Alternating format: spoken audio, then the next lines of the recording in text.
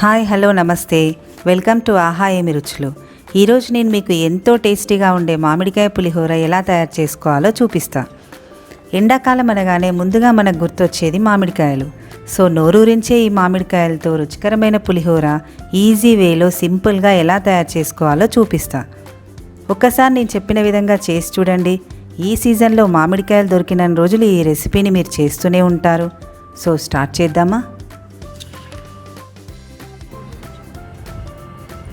ఇప్పుడు 4 టేబుల్ స్పూన్ల నూనె తీసుకొని అర స్పూన్ ఆవాలు, అర స్పూన్ జీలకర్ర, అర స్పూన్ మిరియాలు వేసుకొని బాగా ఫ్రై చేసుకోవాలి.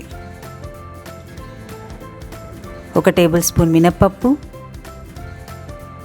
2 టేబుల్ స్పూన్ల శనగపప్పు, అర కప్పు పల్లీలు కూడా వేసుకొని మంచి సువాసన వచ్చే వరకు ఫ్రై చేసుకోవాలి. 2 పచ్చిమిరపకాయ చీలికలు, 8 ఎండుమిరపకాయలు, 2 రెబ్బల కరివేపాకు కూడా వేసుకొని బాగా ఫ్రై చేసుకోవాలి. గుర్తుంచుకోండి, పోపంతా వేగే వరకు మిరపకాయలు వేయొద్దు, అలా వేస్తే మిరపకాయలు మాడిపోతాయి. ఇప్పుడు అర స్పూన్ పసుపు, అరకప్పు మామిడి తురుము వేసుకోవాలి. నేను తీసుకున్న మామిడికాయ పులుపు ఎక్కువ ఉంది కాబట్టి నాకు ఇక్కడ అరకప్పు సరిపోయింది. మీరు పులుపు చూసుకొని వేసుకోవాలి.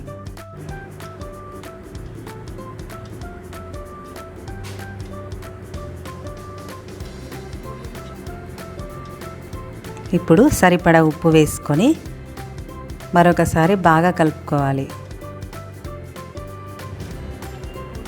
తర్వాత 2 నిమిషాలు మూత పెట్టి మగ్గించుకోవాలి. చిటికెడు ఇంగువ కూడా వేసుకోవాలి. తర్వాత పోపు అంతటిని బాగా కలుపుకోవాలి. తర్వాత ఉడికించిన అన్నాన్ని కూడా వేసుకొని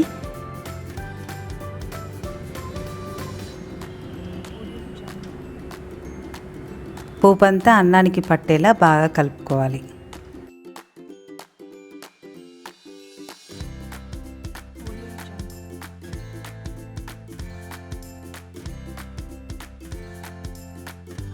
ఫైనల్లీ మన మామిడికాయ పులిహోర రెడీ అయిపోయింది. మీరు ఈ రెసిపీని తప్పకుండా ట్రై చేసి మీకు ఎలా వచ్చిందో మాకు కామెంట్స్లో షేర్ చేయండి. ఈ వీడియో కనుక మీకు నచ్చినట్టయితే లైక్ చేయండి, షేర్ చేయండి, సబ్స్క్రైబ్ చేయండి, పక్కనే ఉన్న బెల్ ఐకాన్ని యాక్టివేట్ చేయండి. అన్నట్టు సబ్స్క్రైబ్ చేయడం మాత్రం మర్చిపోకండి.